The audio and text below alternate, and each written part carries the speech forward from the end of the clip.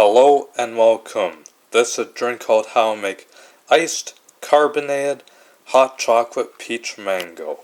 First thing you gotta do is you put the ice cubes into this mug from this mini metal bowl. Then after that, you pour in the hot chocolate mix into this mug from this container. And then you add in the water.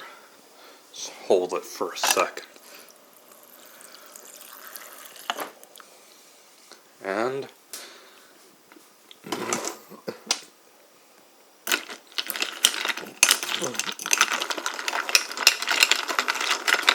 go here and mix in here.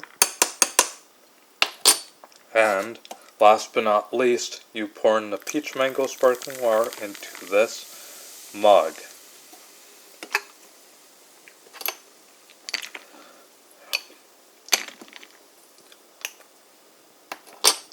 And there you go, folks. Here is your iced carbonated hot chocolate peach mango. Enjoy, folks, and thank you for watching. Peace and cheers, and also have a good summer. Thank you.